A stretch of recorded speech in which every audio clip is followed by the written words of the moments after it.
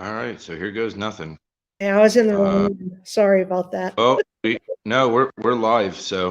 Okay. Um, so I am stepping for Annie because Annie has a conflict, and I offered to do this because Annie introduced me to Shari, and Shari helped change my life.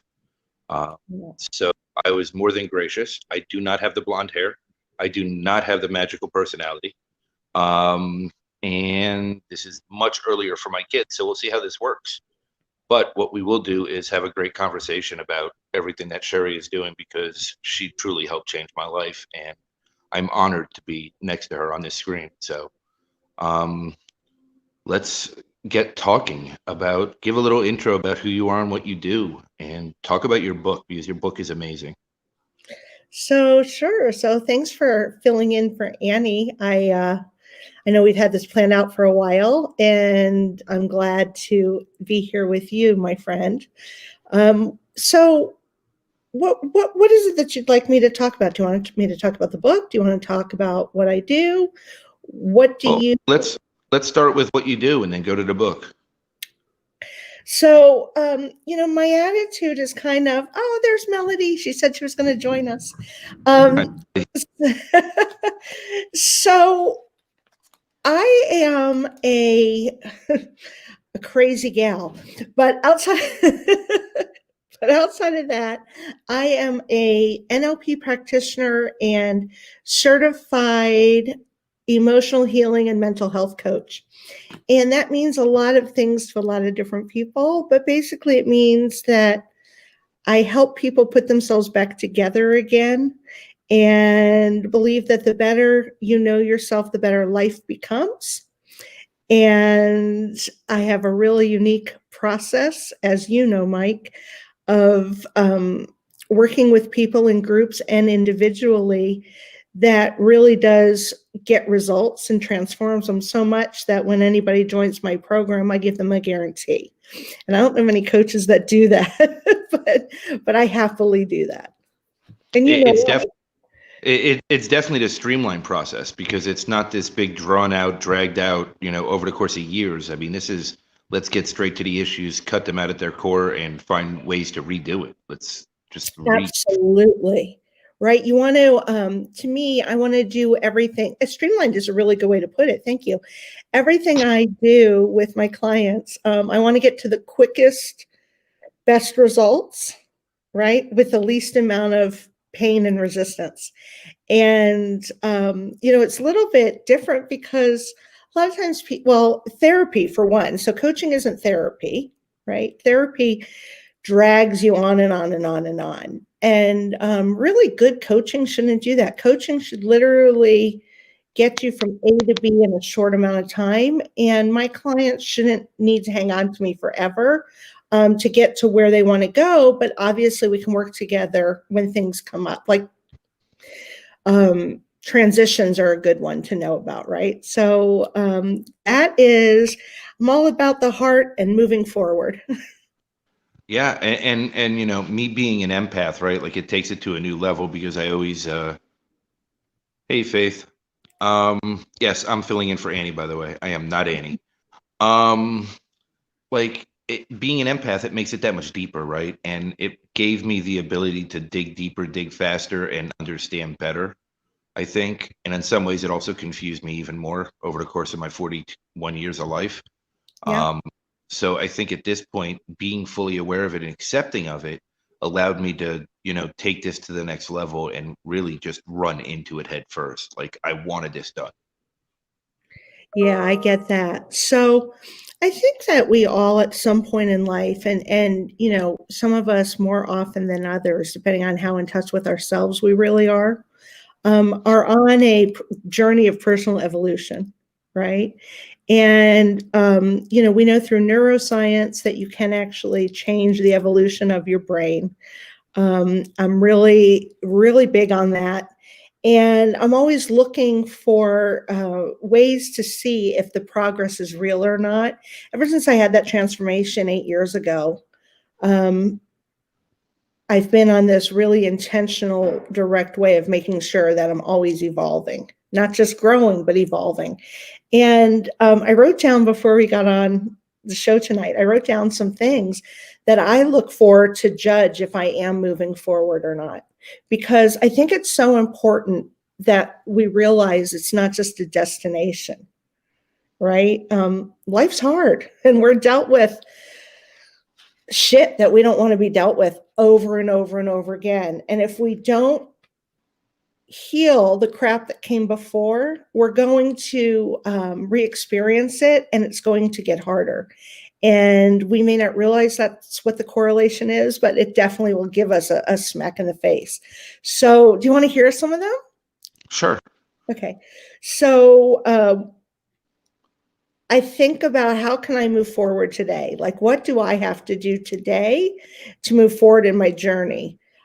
Is my personal growth accelerating? I want to make sure that I'm not pretending, right?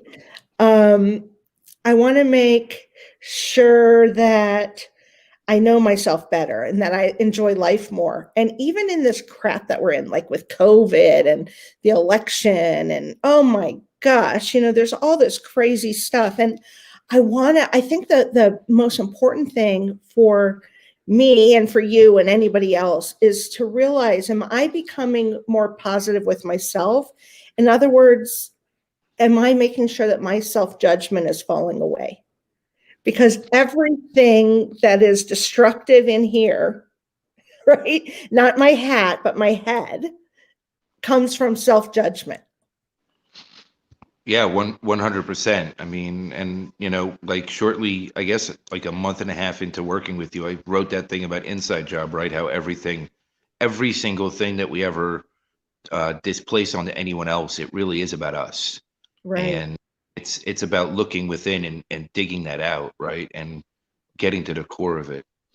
Yeah, I think we all just are trying to figure out who we are and who we're supposed to be. And really, I think, well, I know that whether you say higher power or God or mango tree, as I share all the time, that story where one of my friends in recovery shared that. Yes, being authentic and self-care, Melody, that is so important. And that's what really I'm talking about, right? I'm moving forward, or we move forward, if I feel more compassion, less blame, and greater calmness, right? And that's just with myself. And the more authentic I can be with who I really am, the easier it is to be that. And I hate that word authentic because I think people overuse it and use it incorrectly. Lakeland, Florida. Very nice. I once sold the school district there when I was back in my corporate job. So look, squirrel. Yeah, pretty much. Yeah.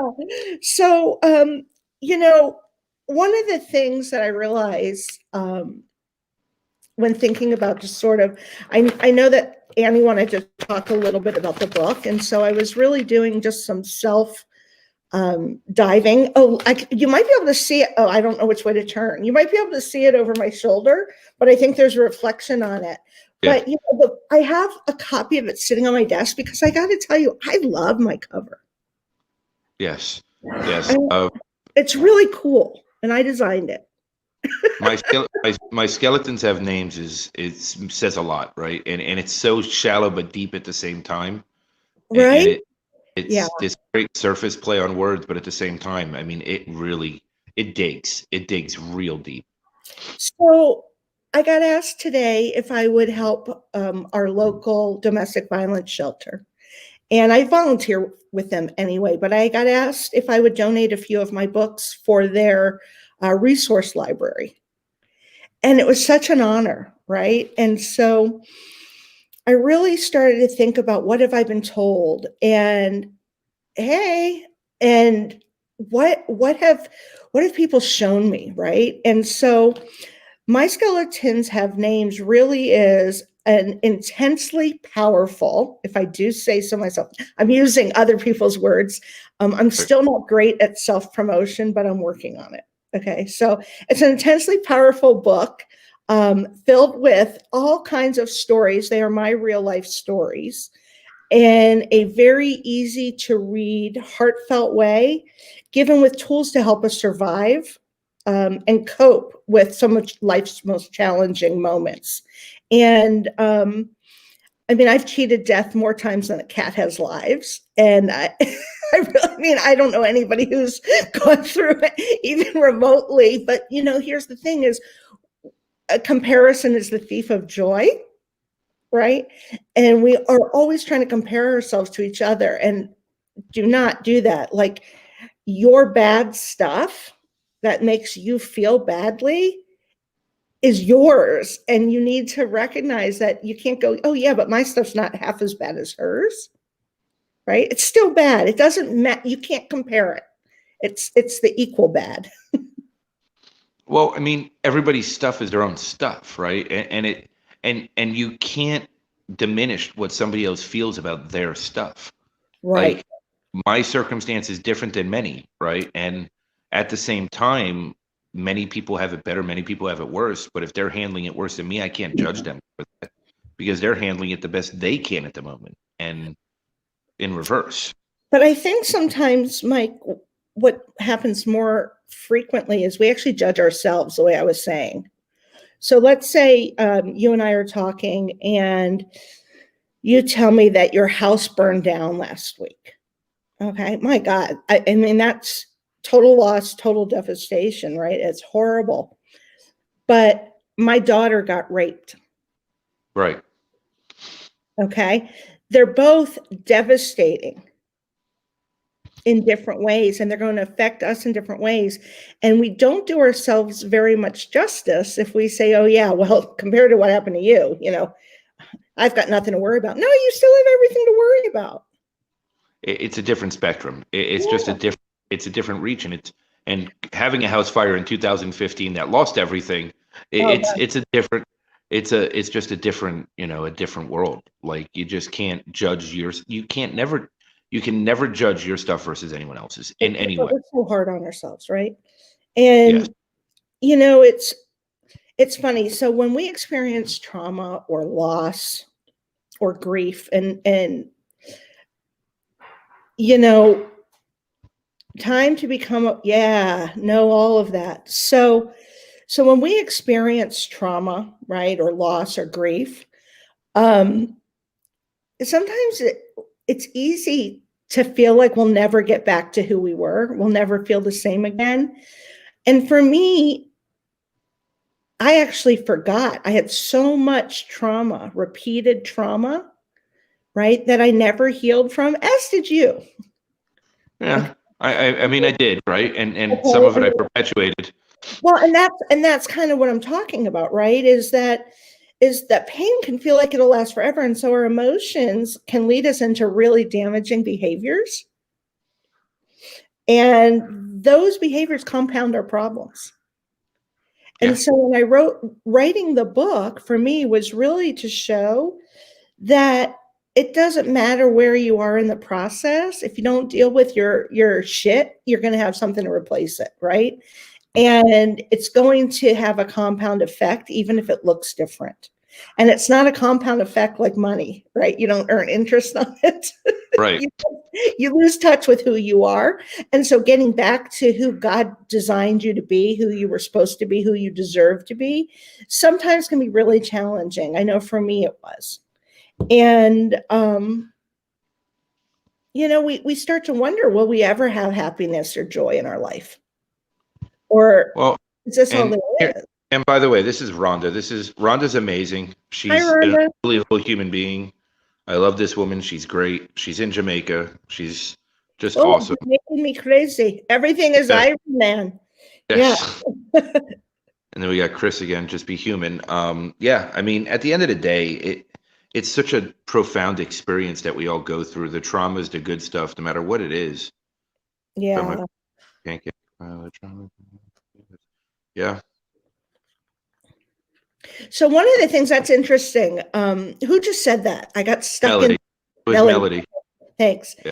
So Melody said that she found herself or healed from traumas by helping others. And it's really interesting, Melody, because that also is the number one way to hide from our trauma is we actually don't do the healing. We turn it over to somebody else by either being busy. We deny ourselves that healing by giving to others. And those of us in the recovery community, it's really interesting because we are taught, right? Anytime you feel your ego getting in the way, do something of service for somebody else. Well, we're actually being taught to deny our own needs and our own feelings. And so I have a little bit of a different take on that, but it depends on somebody's journey and where they are before I'm going to share that 2 cents because, you know, I mean, come on, I was homeless twice before I was 19. I wasn't supposed to have kids, and I ended up having 3. My kids were involved in a hate crime mass shooting that we survived from. I was in 3 very abusive relationships. I've had my jaw broken. I mean, my mind twisted. And I mean, the emotional gaslighting that is like all too real for me again this year. And, you know, and I was a meth addict. And so to me, people being on their path and being healthy and whatever that looks like to them is the most important thing. Because if we are denying our needs and numbing them by not diving in and touching them, we're going to wake up in a lot of trouble one day. Yeah, and I, so real quick, Rhonda, yes, you're 100% correct. People compartmentalize, people, bury it.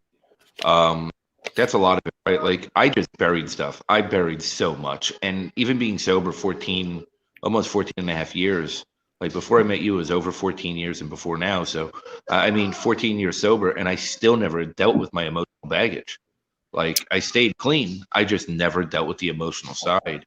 Right. And it was just buried and buried and buried. The open mind thing, but the open heart, I think, is another, right? It's more about processing and reprogramming how you deal with your triggers, which has really changed everything for me. Right. That's so willingness. So you say open, and I think willingness, it's willingness is I have to be willing to look at things from a different perspective. And I have to be willing to realize that it's my fault. I have a hand in it. And you know me, I don't believe everything happens for a reason. And I don't think there's a lesson in everything. However, I think if you live long enough past the trauma, you will find that you learn something from it down the road, but that's not why you went through it. Nobody deserves it. And what we do though, is we disassociate. Okay. So you're talking about triggers. When we disassociate, those triggers become really bizarre actually. And we know we're healed when the triggers no longer trigger us. Yes. So when we become neutral, we know we're healed. Yes, and here's Melody's comment. I'm still in therapy, but I find my passion writing with it helps others. Ah, yes. So it's interesting. So Melody and I just connected on LinkedIn tonight. And so I actually, moments before we hopped in the live room, I actually read Melody. I read your bio or about, I forget what it's called, but I read it and I read about the writing and how it helps. And writing is absolutely one of the most healing things for me. And can I share a little bit about you, Mike? Yeah, that's fine. I'm just going to go to the next comments though and just get them through too. So Mike didn't want to write. Okay. I despise. Mike and I were working together, and he was determined to heal, and oh my gosh, and he did not want to write. All of a sudden, Mike's a writer. I'm seeing this stuff posted online, on Facebook, on LinkedIn. I'm getting notes from you, and what happened? You went from I'm not going to write a list, I'm going to talk to my phone, to you're a creative writer. I think what happened was with clarity. With clarity, I found creativity, right? And I found the confidence to do it as well. And it's something that I've never felt before, right? Because I've never been confident in my writing. My whole childhood, it was, if you don't end up as a doctor, then you're going to be screwed in life because nobody can read your handwriting. And it was just this thing where I just never valued my writing whatsoever. And it's not overly traditional, but I don't think many things are traditional, right? And I think there's a creative style for everyone. So I don't think you didn't value your writing. I don't think you. Rhonda's going for brownie points. Yeah, well, I don't think that it wasn't that you were thought much about your writing. You didn't think much about yourself. Oh no, And not at all. No, no. And I and definitely hid behind helping others. right. And so when you learned how to love yourself. I mean, Michael, anybody who's known you for more than 3 months has seen a change in you. And I'm honored to have been part of that change. But you love yourself and you're proud of yourself and you're proud of where you've come. You've lost the shame. And when we lose the shame, we can get vulnerable. And when we get vulnerable, we get creative. And it's so funny because people think creativity, right, means you're an artist or even a writer, right? And it doesn't. Being creative just means your brain's awake. Yes.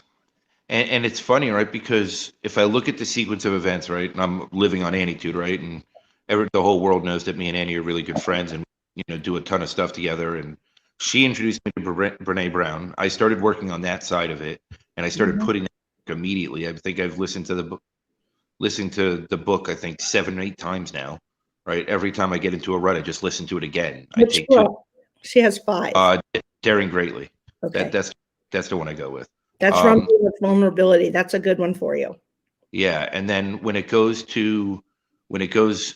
then Annie introduced me to you, right? Because she shared your manuscript with me, and the thing that grabbed me in there was self-abandonment. I have never heard that before in my life, and it makes so much sense to everything I've ever done in my life, where I've just abandoned myself at every corner, and Yeah. that has grabbed me because I never even heard that before.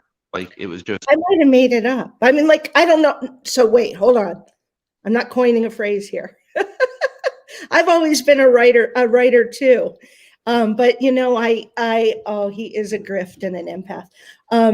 I've always been a writer too, but I've said for more than 20 years I was going to write a book. And so we're talking about abandoning yourself. And it's in the first 1 or 2 chapters. I don't remember where it says that, but it says something about abandoning ourselves. And it's really funny though, I didn't have the courage to write the book. And then I went through another trauma. And then I'll just And pour it out. in February, I said, well, clearly God is telling me, write the damn book. And so I did. And here it is. It's been published. I've got, oh my gosh. So there's 15 reviews in the book. And I think when I looked yesterday, there were 18 reviews online. They're powerful. They move me to tears every single time because our story is somebody else's survival guide. And so we need to share it. It is. And that's the importance of sharing your story, right? And it doesn't have to be a book. It can be any form you choose. But Yeah. sharing your story is so powerful because that is one way to clear your side, right? By Well, getting out and help others. well, and here's the thing though, but we can't tell our story in a genuine way that actually lights other people up until we've healed from it. Yeah. Because our story is filled with so much shame. And we have to understand what our role was and that we are not our past. We're not the things that happened to us and we are not the things we did. And as soon as we can understand that and really see the love in life, we can just exponentially flourish in our story. Allison Buckland told me, she says, our story arts are our medicine. And it's just brilliant. They really are. Our story. They are. They definitely are. And yes, Chris, that's a huge part of it is seeing the natural balance. But I think to do that, you have to go through the dirt, right? And you really have to dig through the dirt. And the way that Sherry does it, I will tell you from personal experience, is the most streamlined, productive way I've ever seen in my life for anything. Because I know when I did my 4-step all those years ago, it was numerous 5-subject notebooks and 5-subject, like the real big ones. I'm throwing them around. My big book step study guy is like, drilling me, drilling me, drilling me. And I'm carrying all these books everywhere I go. And, if I did this and I really counted up the pages, I'd probably still be at maybe one 5-subject notebook. And it's been in a 3-month turnaround, which is, I can't get over it, how remarkable it is. Like my life is completely different and I will never be the same. I still make mistakes, but I catch them. I'm aware of them. The triggers don't impact me as much. It's They're not different. mistakes. Well, I make side steps. I fall into old habits, right? It's not necessarily a mistake. I So fall it's not into a old, mistake. right. So Behind I fall into the old habits and the old ways at times, and then but I'm aware of it and I catch it almost immediately now. And and that's the process that I teach, right? Is the process is I teach you how to coach yourself through your baggage without dragging you through the mud, kicking and screaming. And so, I've been in therapy on and off. I mean, not anymore, but for years I was in therapy on and off, starting at the time I was 9 years old. And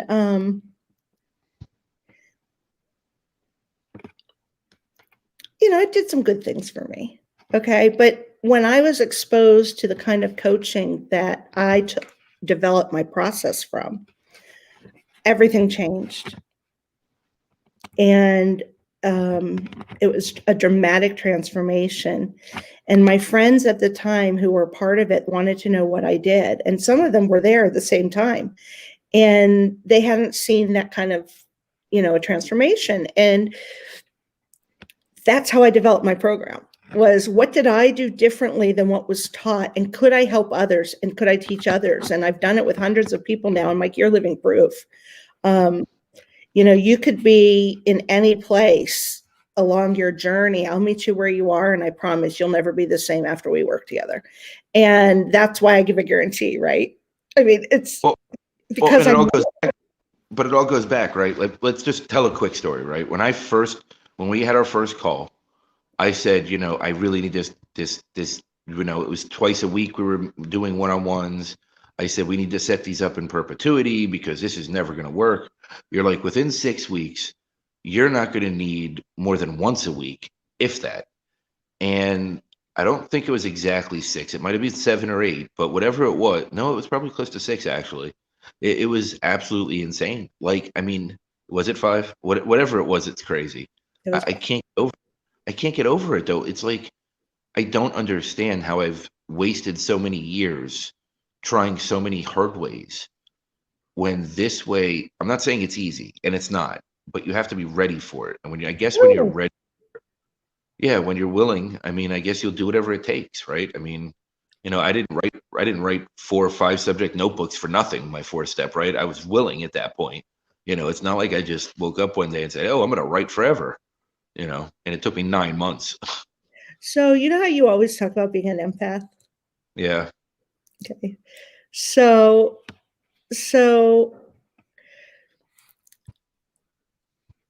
I'm very empathic, you know that. And my intuition is a real gift.